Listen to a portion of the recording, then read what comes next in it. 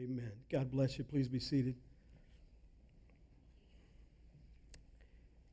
He's sitting there quietly on a Thursday evening. The clock has been ticking and the hours have been passing and all the family's gone to bed. But he still sits there, being bombarded with and haunted by a phrase that is both a statement and a question. This is not the first time. It's happened many times, but it's one of those phrases, one of those thoughts that you and I encounter sometimes, and he tries to stuff it, ignore it, push it away, act like it's not there. But on this night, as he's looking around the room, he sees nothing. Because that statement, that's both a thought and a question, is on repeat. There's got to be more to life than this. Have you ever thought that? She climbed the ladder. She worked hard in school and then achieved fast success in everything she chased. Now she's at the top of her game and everybody calls her successful and nobody is surprised. It's a Friday afternoon from an office that we would envy with a view that is breathtaking. And she has the thought again, is this all there is to life? There's got to be more. If your life is going reasonably well, none of us are perfect, and listen, there's a little bit of rain in all of our lives on certain days in certain areas, but if you step back and you look at a life that's going reasonably well, your career's going well, your family's doing well, there's nothing, no huge complaints. Even if you're a follower of Jesus, you can come to the place where you start to wonder, is this all there is? And years go by and decades go by, but that question never goes away. Have you ever wondered, processed, really taken the time to think through and think about,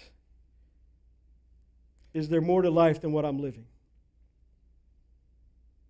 Have you ever lived a life that doesn't really feel like life? You've settled into going through the motions.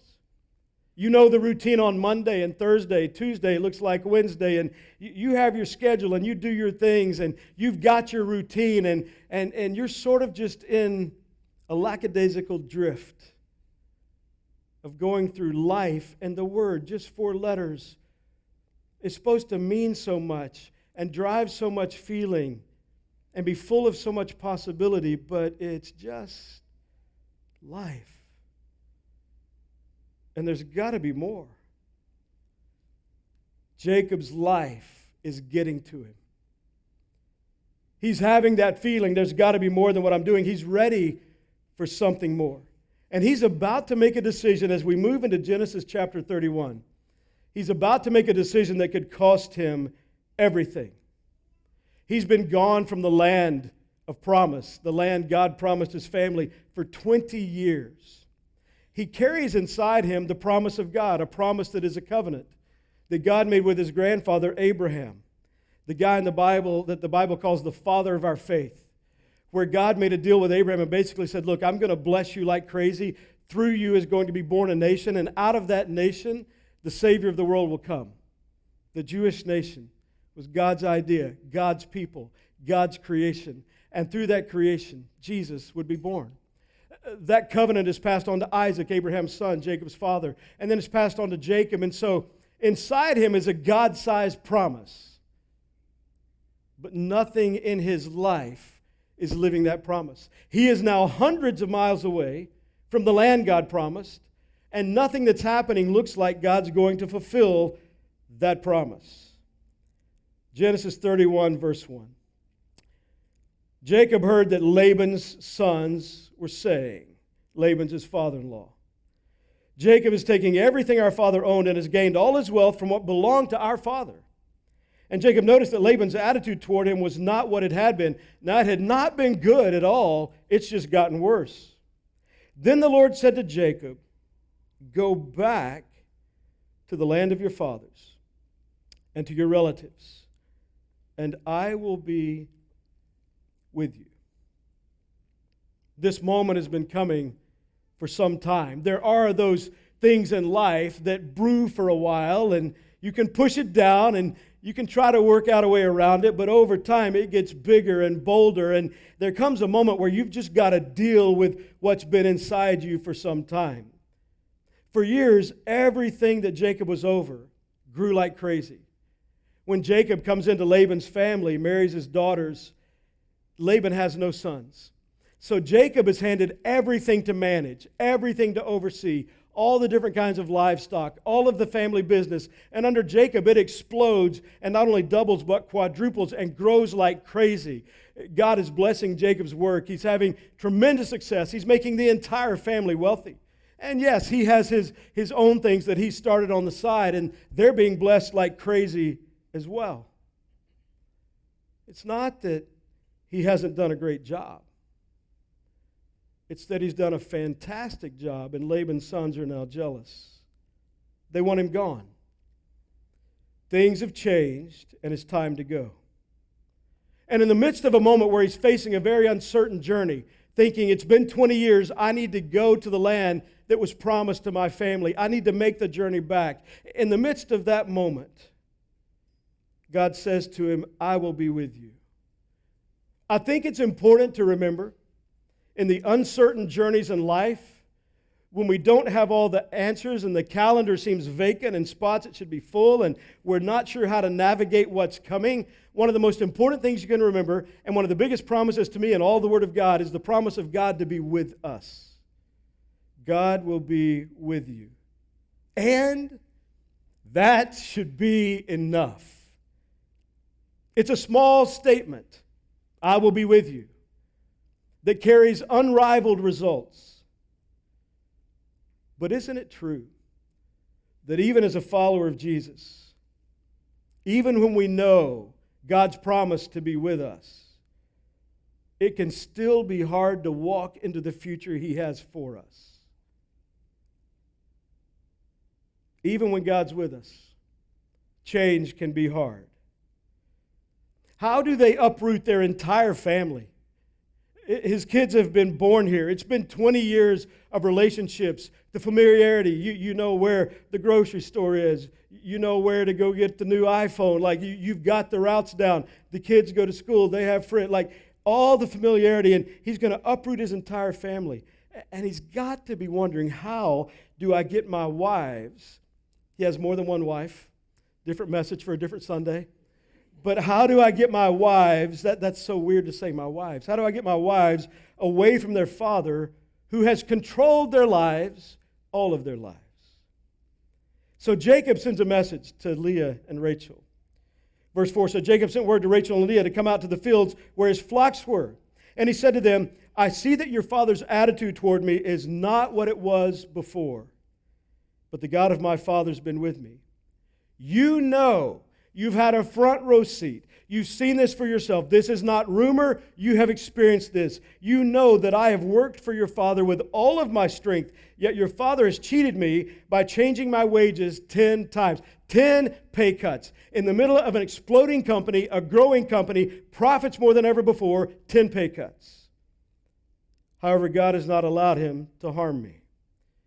If he said, if Laban said, the speckled ones will be your wages, then all the flocks gave birth to speckled young. And if he said, the streaked ones will be your wages, then all the flocks bore streaked young.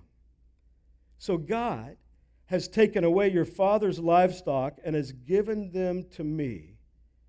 In breeding season, I once had a dream in which I looked up and saw the male goats mating with the flock were streaked, speckled, or spotted.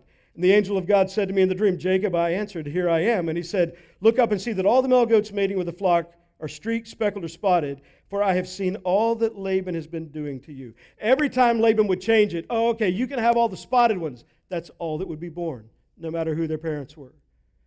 And Laban would see that. That's too much going to Jacob. Okay, no, we're going to change it. You get all the streaked ones from now on. Everything that's born will be streaked. And Jacob is sitting back, watching this unfold. And those words. God says, I have seen. God sees what we think is unseen. And He knows what we think is unknown. Every betrayal you've tasted the sting of, God has seen it. Every ounce of harm that's ever come your way, God knows about it. Every pain you've ever had to endure, every crisis you've walked through, every challenging moment that you're still trying mentally and emotionally to get over and get beyond and not let define you, God has seen it. He knows you've been mistreated. He knows it hasn't been fair. He knows they don't treat you right. He doesn't miss a single episode of someone taking advantage of you. He sees. I am the God of Bethel, where you anointed a pillar and were made a vow to me. Now leave this land at once and go back to your native land. But He knows. He knows what every husband knows. If my wife does not agree and is not in on this, it's not happening. There's got to be a partnership where we're together. And so he calls Leah and Rachel to come to him out in the field where he's working, and he makes his case. You know how hard I've worked, all that I've done, how much profit I've made for your father, and in the midst of all of that, even though I've never cheated him, he cut my wages not once, not twice, but 10 times he's ripped me off. And this is the moment of decision. I need you to make a choice. You can continue to be Laban's daughters, or you can be my wives. It's your decision. But base how you think and how you process on how I've lived and worked for 20 years and how God has blessed me. That's my case. And you know your dad. I think one of the worst things that could ever be said about you, one of the worst things that could ever be said about me, is when people don't have much to say, they just say something like, well, that's Byron. Well, that's whatever your name is. When our life is diminished to a thought that has no sentences to follow, there's just an entire negative category that is your name.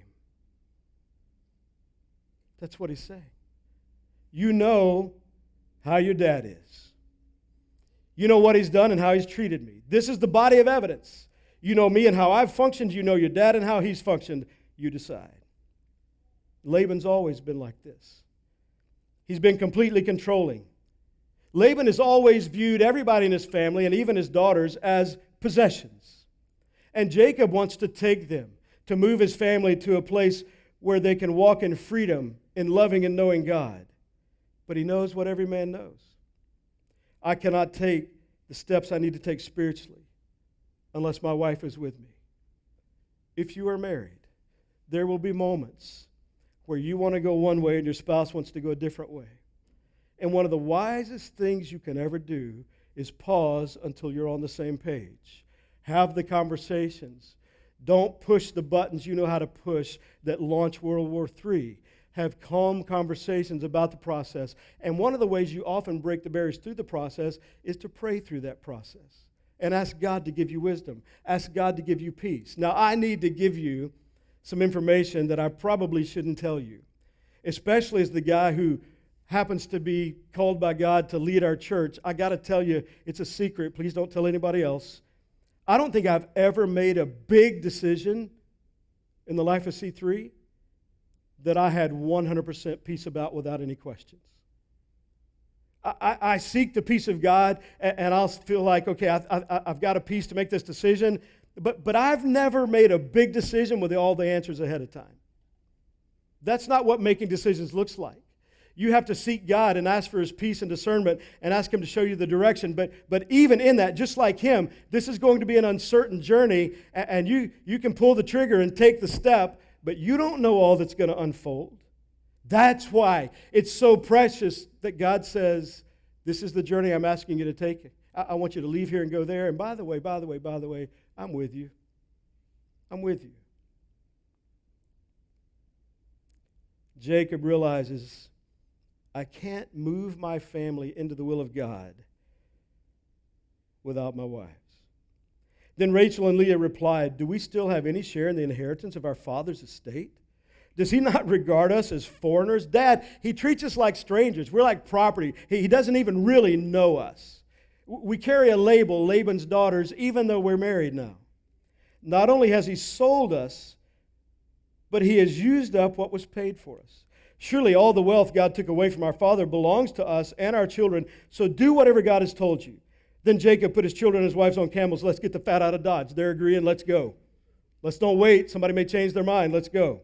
And he drove all his livestock ahead of him, along with all the goods he had accumulated in Hardname, to go to his father Isaac in the land of Canaan.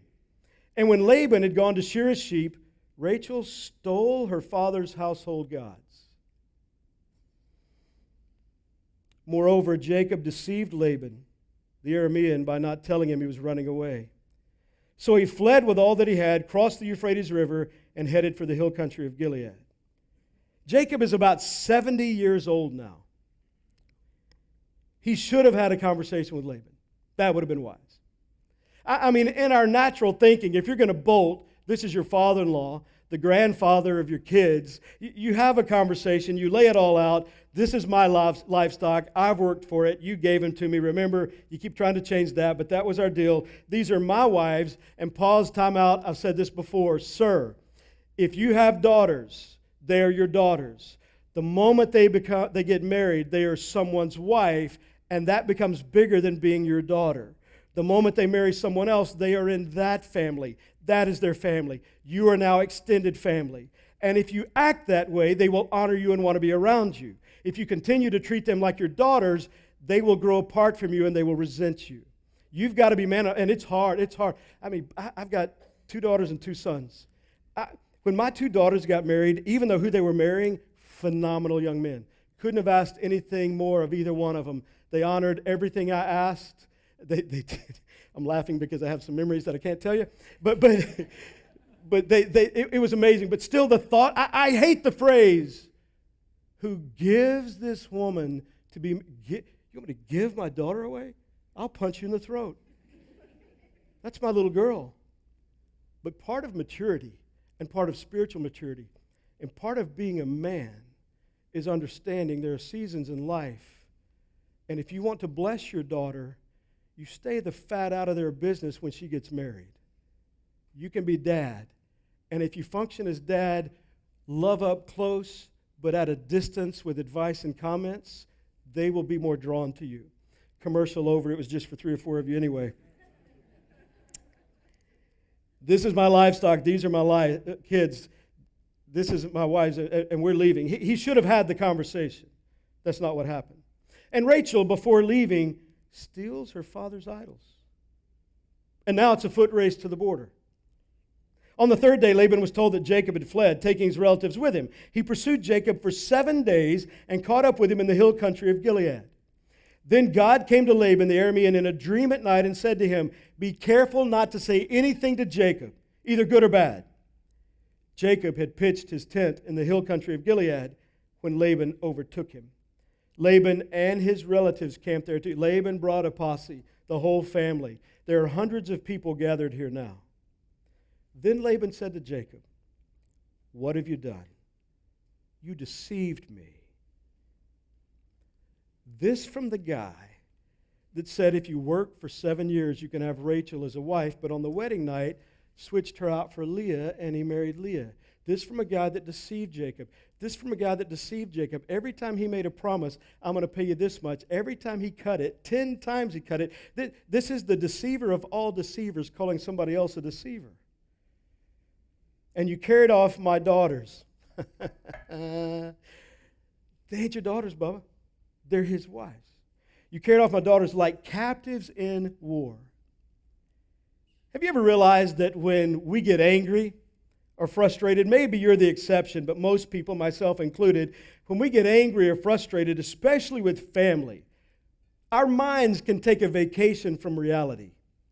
We have very unique memories about things in the past. In the tone and the atmosphere of an argument, it is interesting the perspectives two people can have from the exact same event, because our minds don't grasp reality. Who's been deceiving who for 20 years?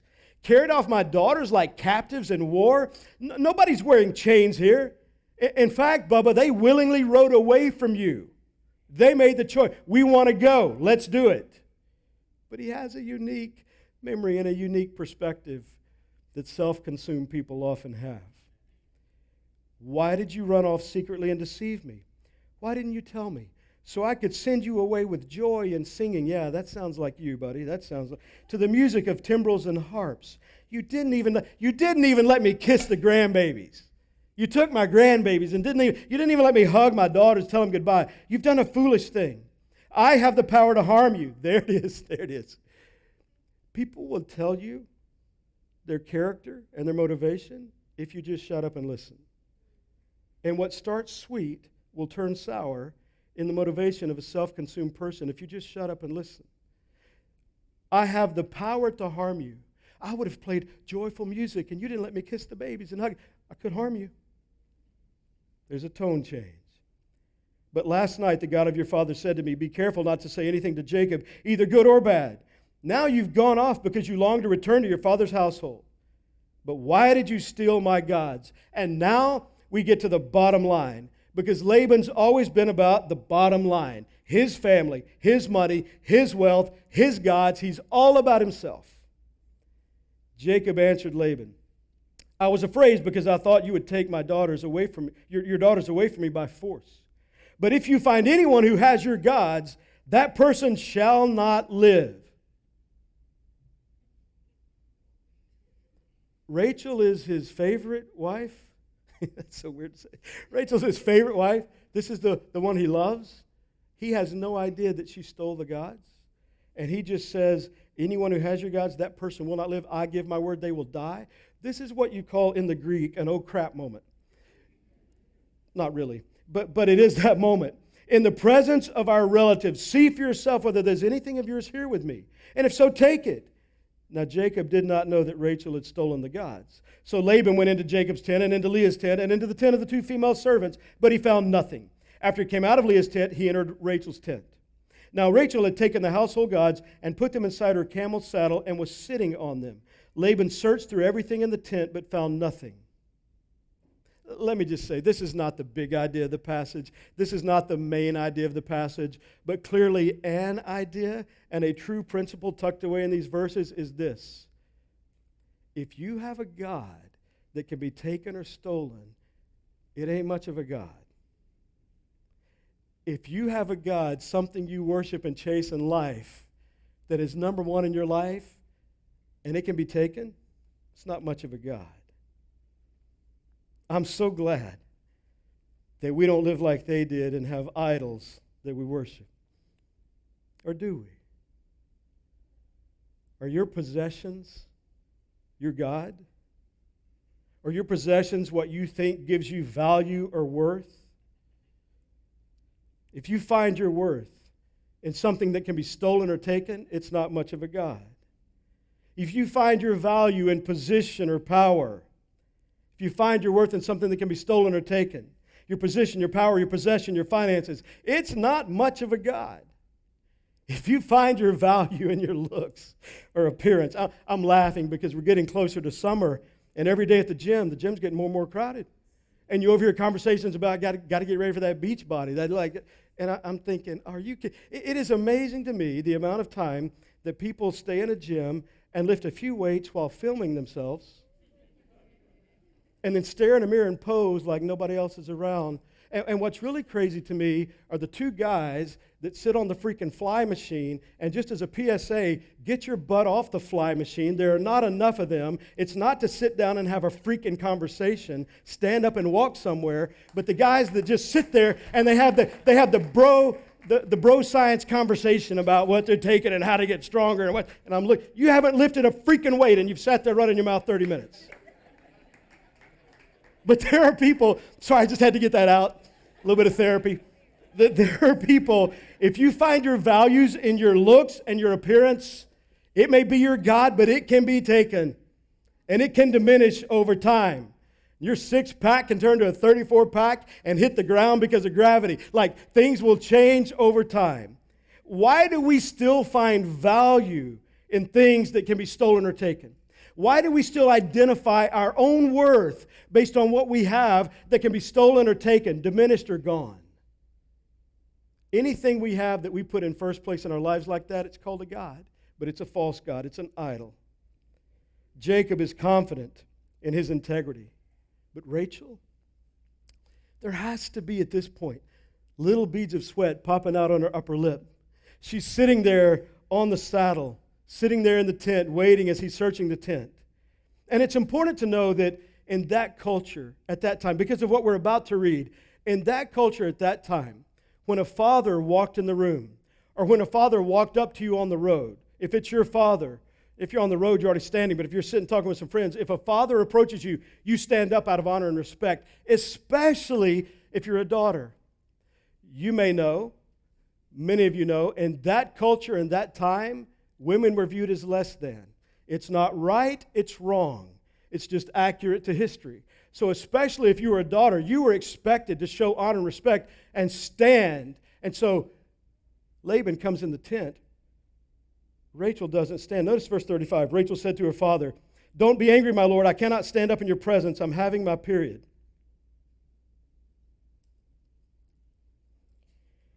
If you woke up this morning thinking, "I'm going to church today, I need a word from God," and I hope they talk about a period. I hope that's what I need to know about. Moving on. So he searched but could not find the household gods. Jacob was angry. Finally, my man who's been so passive all of his life, functioned without any backbone all of his life, a guy that just let life happen to him over and over again, never said anything, was just kicked around and bossed around. Finally, Jacob was angry and took Laban to task. "What is my crime?" he asked Laban. "How have I wronged you, and you hunt me down? Now that you've searched through all my goods, what have you found that belongs to your household? Put it here in front of your relatives and mine, all of these people, and let them judge between the two of us." It is about freaking time that Jacob became a man. Took him to 70, but he finally did it. Jacob's been ripped off over and over and over again. He hasn't said anything. He hasn't done anything. And now he finally feels the emotions. And after 20 years of being mistreated, lied to, taken advantage of, and cheated, he finally speaks up and stands up. He continues, "I've been with you for 20 years now. Your sheep and goats have not miscarried, nor have I eaten rams from your flocks. I did not bring you animals torn by wild beasts. I bore the loss myself." In that culture, if you were watching the livestock for an owner, and one of the livestock was attacked by another animal, even if it's dead, you had to bring the carcass to the owner to prove it had been attacked so that you would not be blamed for just eating it. Jacob said, "I didn't bother doing either one. I just paid for it myself. And you demanded payment from me for whatever was stolen by day or night. This was my situation. The heat consuming the daytime and the cold at night. The sleep fled from my eyes. It was like this for me for 20 years while I was in your household. I worked for you for 14 years for your 2 daughters and 6 years for your flocks, and you changed my wages 10 times. If the God of my father, the God of Abraham and the fear of Isaac had not been with me, you surely would have sent me away empty-handed. But God has seen my hardship and the toil of my hands, and last night he rebuked you." In that moment, this is one of those moments where the music in the movie gets very soft, and the camera pans the crowd, and everybody's eyes are like this, and jaws are on the ground. Nobody's ever talked to Laban like this. And Jacob's never talked to anybody like this. Laban answered Jacob, "The women are my daughters." I find in different places in the Bible that as humans, we have a unique ability to remain delusional as long as we'd like to. Again, they're his wife more than they're your daughter now. "The women are my daughters, and the children are my children, and the flocks are my flocks." You're just a freaking liar. "All you see is mine. Yet what can I do today about these daughters of mine or about the children they have borne? Come now, let us make a covenant." I think what happens in this moment is as Laban begins to speak and everybody's blown away by what Jacob just said, Jacob won the moment and won the crowd. And so Laban starts to come strong, stating what's his, but he begins to back off because he no longer has the crowd with him. Because bullies often function in bullying when the crowd cheers. And now that someone stood up and the crowd's changed his mind, he begins to soften. Okay, come now, let's make a covenant, you and I, and let it serve as a witness between us. You can read the next 11 verses on your own, but they build a pile of stones and they agree nobody will cross it. Jacob will stay on his side, Laban will stay on his side, no one will attack the other. If you mistreat my daughters or if you take any wives besides my daughters, even though no one is with us, remember that God is a witness between you and me. What an idiot. You've treated your wives like garbage, and now you're going to say this to your son-in-law who's honored them? It is a reminder of how we view people and how we treat people. So let me ask you, husbands, the stuff you say to your wife when you're really angry, if another man spoke to her like that, what would you do? That's exactly freaking right. But isn't it interesting? Isn't it interesting that we can lose context of our own lives and own thoughts? And if you just hit replay in your mind for a moment of the harshest, meanest things you've ever said to your wife, and hopefully you've stopped that pattern and you function differently now. But if not, if someone else talked to her like that, if you would respond in any way to take care of business, you're called a hypocrite. And you're not the man you could be. You're less of a man. The man you could be would understand, I've got to change how I function. And ladies, if another lady talked to your husband the way you do when you're angry, you should probably cheer her on because it takes us more time to get it, and so you should probably just... I'm kidding. Can't stand that garbage. Verse 55. Early the next morning, Laban kissed his granddaughter and his daughters and blessed them. Then he left and returned home. And from this moment, Laban's never heard from again. He'll never see his daughters. He'll never see his grandchildren grow up. He'll never see his great-grandchildren. He never denies what Jacob said about him. In front of all those people, he never says, no, stop, that's not true. He never denies it. I wonder what would have happened, not just in the story, but in history. I wonder what would have happened in the family if after Jacob got everything off his chest, spoke the truth about how he'd been treated. I wonder what would have happened if Laban had said, you're exactly right. I've absolutely blown it. I was wrong, and I'm so sorry. I'll do whatever it takes to make it right. What would you like me to do? However long it takes. I think they would have still taken the journey because the promised land is the covenant that's in him. He's got to go back there. But I don't think I would have been able to say they never saw him again. For Laban, it was always his way or the highway. So the family took the highway. It was not the first time they tried to leave Laban. 6 years before they tried. You can only go back one chapter. It's 6 years in time, but it's only one chapter in our Bible. Genesis chapter 30, verse 25. After Rachel gave birth to Joseph, Jacob said to Laban, send me on my way so I can go back to my own homeland. Give me my wives and children for whom I have served you, and I will be on my way. You know how much work I've done for you. But Laban said to him, if I have found favor in your eyes, please stay. I've learned by divination that the Lord has blessed me because of you. Divination. In the language, it means evil and witchcraft. See, we don't see everything. And there's a spiritual component to life. There's God and there's evil. There's angels and there's demons. There are spiritual pursuits and then pursuits that are not godly. I've learned by divination, his little gods that were in his house that he talked to gave him some insight, but it was demonic. I've learned by divination that the Lord blessed me because of you. He added, name your wages and I will pay them. So they stayed another 6 years. Could it be that now that the family is going to follow God, now that the family is going to, remember, it was God was the one that said it's time to leave and go back, could it be that Rachel thought, 6 years ago we tried to get away. He's not going to use his gods against us this time. Those voodoo dolls in his house, that before Rachel gets on the camel, she thinks, I'm not going to let him hurt my kids. He's not going to find us through his evil and through what he seeks. We're never told that Rachel worshiped those gods. We're never told that Rachel sells those gods. It's probably just that she thought, 6 years ago we tried to leave, and he found out through his witchcraft where we were going, and it cost us 6 years. No more. The spiritual discernment and insight, the strength of character, and a desire to do whatever it takes to protect her family, which is what parents should have, is profound in this moment. What she was willing to risk to protect her family. But sometimes there comes a point,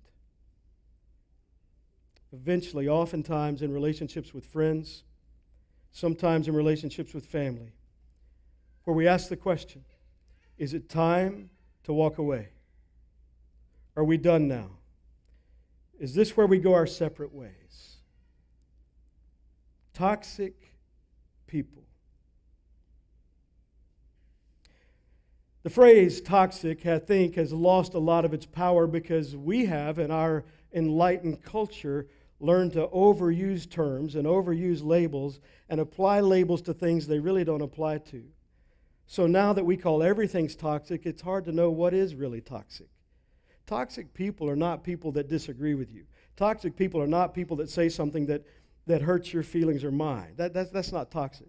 Toxic people have some unique characteristics, authentically toxic people. Toxic is not a label to be frequently given.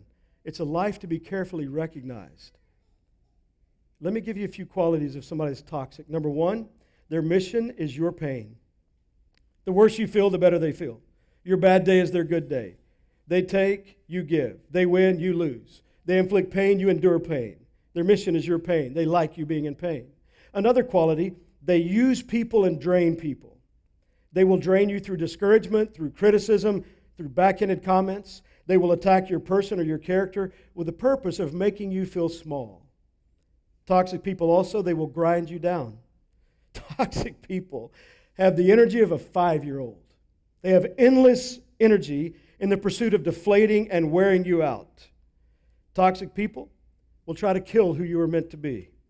And not physically, that'd be too fast for them. They want it drawn out. They'll kill your joy. They'll kill your hope. They'll try to kill your dreams and help you think it's impossible for you to live a life as good as someone else. They try to kill everything that brings you joy. And toxic people, they remind you of all your wrongs while never recognizing they have any. These people always see themselves as right. And if someone disagrees with them, they become a victim. And now they want sympathy. They always want sympathy and empathy, but they never give sympathy or empathy. And so the question comes, should I walk away? Should you walk away? A couple of things I want to encourage you to do. If you're going to walk away, before you do, there are a couple of things that I think are biblical that I would encourage you to do. One of the reasons we struggle with this is because the church has done a terrible job of teaching what forgiveness actually is. Forgiveness does not mean reconciliation. Forgiveness does not mean restoration. I can forgive you, but we don't have to be best friends again. I can let it go. And I'm telling you this, I didn't just read this in a book somewhere. In 2011, Angie and I had a conversation with her father, and it was the conversation, the communication where there would be no more communication. And there never was. Not because of bitterness, not because of resentment, not because of anger, but because that was what was healthy and needed for our family, because he traumatically and horrifically, in every way you can imagine, abused her for years when she was a child, her and one of her sisters, while being a pastor. I did not know about it until 2011. But once I saw Angie's journey of pain and the unraveling from that pain, and her coming to terms with everything that had happened, her and one of her sisters. I forgave her dad. Did you know? I learned you can forgive somebody you want to kill. Did you know that? I forgave her dad. But I never let him be around my children again. I'm not rolling the dice with that. And we have this convoluted idea of forgiveness that it means if I forgive you, we got to hang out. No, you don't. You don't. I can prove it. There are some people you need to forgive that aren't even alive anymore. You need to forgive them, but you can't restore that relationship. You need to have a series of conversations. First, you need to have a series of clarifying conversations. Let me give these to you very quickly. If you're thinking about walking away from a relationship you think is toxic, especially in your family, I'm not talking about marriage. That's a different conversation. I'm talking about maybe with parents or siblings or extended family. A series of clarifying conversations. The first one is with God, where you say, God, please reveal my heart to me. Am I contributing to this? One of the things I'm absolutely certain of is that when I stand before God in heaven after this life, there are going to be some things I was wrong about. I'm convinced of that. And the same is true for you, especially you Giants fans. You're going to stand before God and be like, dang, all those years I cheered for the wrong team. It's going to be a horrible moment, but you'll get over it. But listen, there's got to be a moment where you say, okay, God, what is in my heart? Am I toxic? Am I contributing to this? Do I have patterns and behaviors in my life that are making this worse? First conversation is with God. Second clarifying conversation with yourself. Some of you, one of the greatest things you could do is make an appointment with yourself once a week. And just take about 10 minutes and really evaluate, what am I doing? I've asked God to show it to me. Now I'm asking myself, and I'm looking at my history, I'm looking at my language, I'm looking at my thought patterns and my reactions. How am I adding to this? Is there anything in my life less than righteous behavior? Any toxicity in me? Third conversation, this was the most important. Most important. Have a clarifying conversation with the one person who will tell you what you don't want to hear but need to hear. We tend to talk to people who tell us what we want to hear. It's amazing to me. People in a marriage considering divorce. And I've watched this over the years. I've seen the movie. It ends the same way every time. When you're considering divorce, if you go talk to all your buddies that got divorced, we go get information that is predictable from people that we want to hear from because we know what they're going to tell us. You need to have a clarifying conversation with somebody that loves Jesus and loves you and will tell you what you don't want to hear. I recommend it's somebody outside of your family. It's not the person you constantly complain to. It's not the person who's going through intense difficulties of their own. It's the person who can handle this information without negatively viewing you or your family. For example, if you're struggling with believing in God and you're struggling with doubting God, don't talk to your atheist friend. Come on. Talk to somebody that's wrestled with that, come out the other side, their faith has grown. Talk to the person who will tell you not what you want to hear, but what you need to hear. And then the fourth clarifying conversation, talk with the person that you believe is toxic. Jesus had a clarifying conversation with Peter. He said, hey, you denied me, you betrayed me, you disowned me, I love you. If we're going to have a relationship, it's going to look like this, not like that. Going forward, this is how it's got to be. You start by forgiving. And the clarifying conversation, sometimes it's multiple. Sometimes if you're dealing with somebody you think is toxic, it's not a fast process. You might have that conversation with God every day for a period of time. You might have the conversation with yourself every day for a period of time. With somebody who will tell you what you need to hear every day for a period of time. The person that will tell you what you need to hear, in this conversation, you're not trying to get someone to agree with you.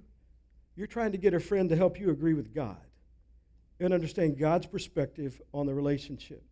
If the clarifying conversations don't work, then you need to have a closure conversation.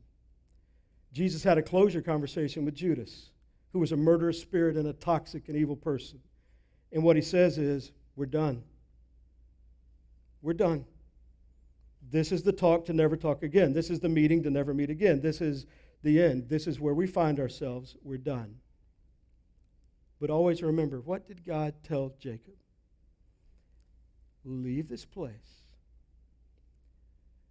and go to where the promise is. What that means is if you walk away, don't just walk away from what's bad. Walk to what's good. Find some healthy relationships with people that will love Jesus and love you. When you're connected with people that love Jesus and authentically love you, it will elevate your life and theirs. This isn't about just leaving the bad. There's only so much time in a day, and you pick who you spend it with. This is about going to the good and elevating the relationships in your life. There's got to be more to life than this.